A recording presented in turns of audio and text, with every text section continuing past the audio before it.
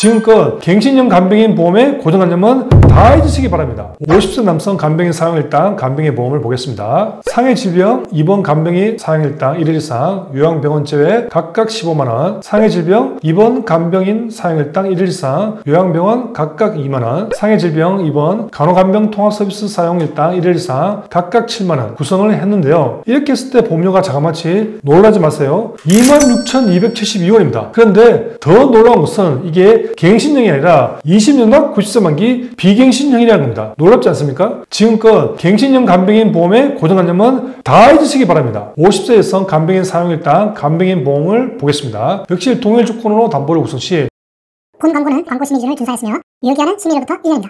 안녕하십니까, 위키보험입니다. 보통 실비보험이나 암보험 하나쯤은 다들 있으리라 생각됩니다. 그리고 추가적으로 뇌심장 질환에 관한 보험 증권도 있을 텐데요. 이 보험 모두 다 내가 아프고 다쳤을 때 치료나 치료 이후 생활자금의 목적이 큰 보험들이라 생각됩니다. 그런데 실제 가족 중에 누가 아프거나 다쳤을 때 병원에 입원했는데 치료비는 실비나 진단자금에서 마련한다 쳐도 간병을 누가 해줄 것인가? 이게 참 걱정이 되는 부분입니다. 하루 이틀이야 가족 간병을 봐주면 되겠지만 이 간병 기간이 한 달, 두 달 넘어간다든지 꼭 한 달이 아니더라도 한 주에서 두 주만 하더라도 가족들이 계속 환자를 케어해 주기는 현실적으로 어려움이 많을 겁니다. 게다가 생업이 있어서 내가 간병을 직접 하면 당장 경제적으로 어려움이 발생하는 경우는 더욱더 그렇고요. 그래서 간병인을 쓰는 경우가 많은데 문제는 이 비용이 생각처럼 만만치 않다는 것과 더군다나 실비보험에서도 간병인 사용하는 것은 따로 보상할 길이 없다는 것입니다. 저도 최근에 저희 장인 어른께서 입원을 하셔서 간병인을 썼는데 하루 기준 금액을 여쭤보니 보통 13만원 이상은 한다고 하시더라고요. 13만원 곱하기 7일, 91만원.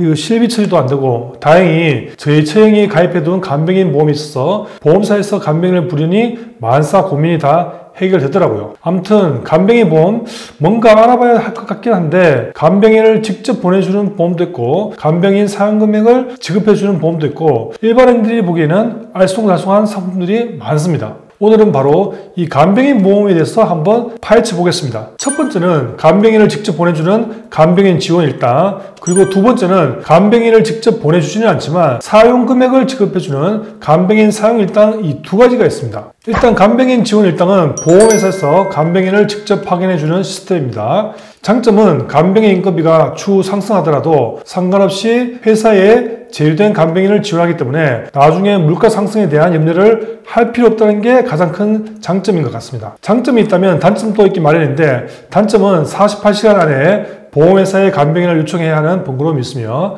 48시간 내로 간병인을 보내주기 때문에 입원하고 하루 이틀 정도는 늦게 간병인이 오실 수도 있습니다.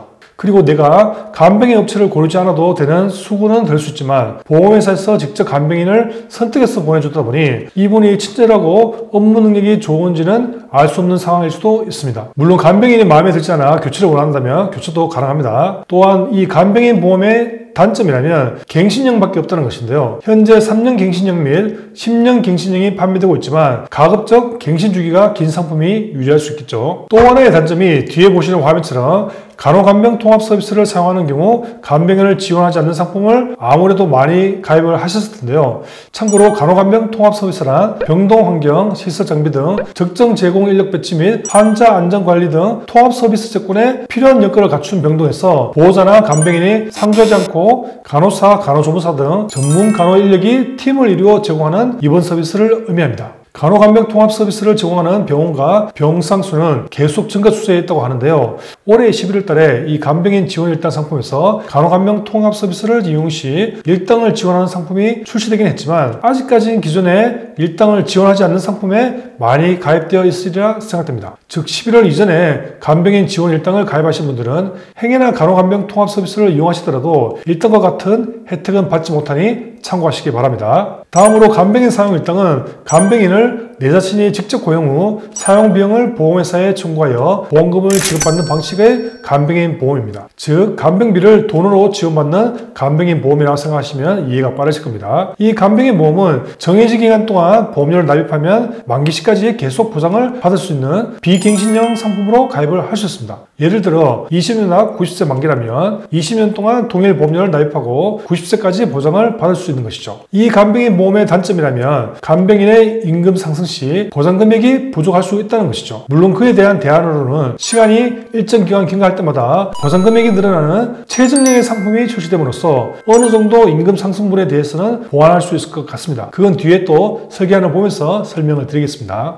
자, 그럼 다시 한번 간병인 보험 비교표로서 간병인 지원 일당과 간병인 사용 일당을 정리 및 비교해 보겠습니다. 간병인 지원 일당은 간병인이 필요할 시 48시간 이전에 전화 예약을 해서 보험사가 간병인을 병원에 파견해 주는 것이고, 간병인 사용 일당은 간병인을 내가 직접 고용 후 보험사에 비용 청구를 하면 간병인 사용 비용을 입금해 주는 보험입니다. 간병인 지원 일당은 인건비 상승 걱정이 없으나 갱신형으로만 가입이 가능하고, 간병인 사용 일당은 인건비 상승 시 최저량으로 보완이 가능하다든가 비갱신으로 선택이 가능하다는 점이 가장 큰 차이점입니다. 어떻게 이해가 되셨나요? 그럼 실제 설계안을 한번 살펴볼 텐데요. 보통 갱신형이 더 저렴하고 비갱신형이 더 비싸다고 생각하시는 경향이 있는데요. 이번 간병인 보험에서는 좀 예외사항이 있는 것 같습니다. 갱신형 상품인 간병인 지원 일당은 이미 제가 아닌 다른 유튜브 영상 채널에서도 많이 다뤘기 때문에 저는 시간 관계상 생략하고요. 요즘 많이들 주목하시는 내가 직접 간병인을 고용하는 비갱신형의 간병인 사용 일당에 대해서 알아보고, 또한 물가 상승률에 대비한 최저량 상품에 대해서도 알아보겠습니다. 오늘은 간병인 보험에 대해서 가장 많은 관심을 가지고 계신 50대, 60대 남녀의 설계안과 보험료에 대해서 살펴보겠습니다. 간병인 보험에 대해서 많이들 문의 주시는 나이대인 60대 분들을 위한 설계안입니다. 60세 남성 간병인 사용일당 간병인 보험을 보겠습니다. 상해 질병, 입원 간병인 사용일당 1일 이상, 요양병원 제외 각각 15만원, 상해 질병, 입원 간병 사용일당 1일 이상, 요양병원 각각 2만원, 상해 질병, 입원 간호간병 통합서비스 사용일당 1일 이상 각각 7만원 구성을 했는데요. 이렇게 했을 때 보험료가 자그마치 놀라지 마세요. 29,294원. 그런데 더 놀라운 것은 이게 갱신형이 아니라 20년 앞 90세 만기 비갱신형이라는 겁니다. 놀랍지 않습니까? 지금까지 갱신형 간병인 보험의 고정관념은 다 잊으시기 바랍니다. 60세 여성 간병인 사용일당 간병인 보험을 보겠습니다. 역시 동일 조건으로 담보를 구성 시 보험료는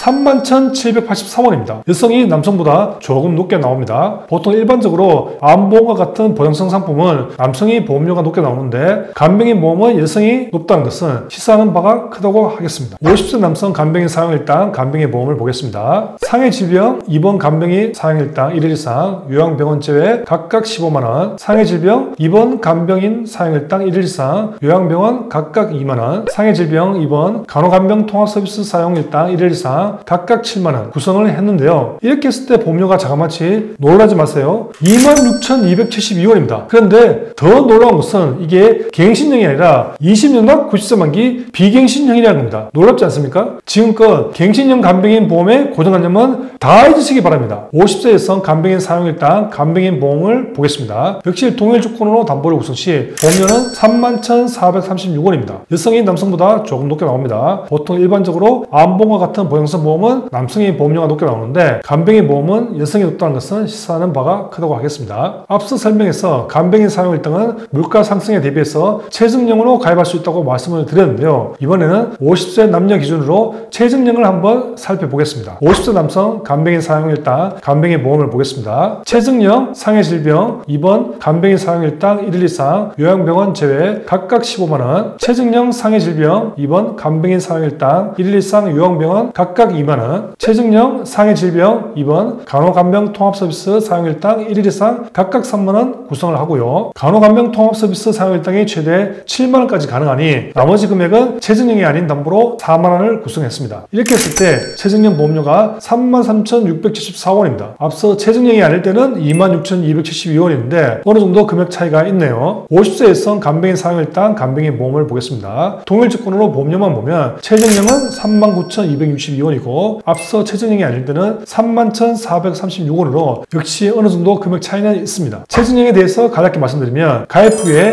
매 5년마다 10%씩 정액 할증한 금액을 지급합니다. 예를 들면 요양병원 제외 의료기관에서 간병인의 사용 시 1일당 15만원인데 5년 뒤에는 16만 5천원, 10년 뒤에는 18만원, 15년 뒤에는 19만 5천원, 20년 뒤에는 21만원 이런 식으로 할증한 금액을 지급합니다. 이상 간병인 보험에 대해서 살펴보았습니다. 궁금한 사항은 아래 제목의 더보기나 댓글에 카톡 링크에서 언제든지 문의 주시기 바랍니다. 또는 카톡에서 위키보험이라 검색하시고 친구 추가하시고 문의 주시면 됩니다. 그럼 영상이 마음에 드셨다면 구독, 좋아요 부탁드리며 끝까지 시청해주셔서 감사합니다. 본 광고는 광고 심의 기준을 준수하였으며 유효기한은 심의일로부터 1년입니다.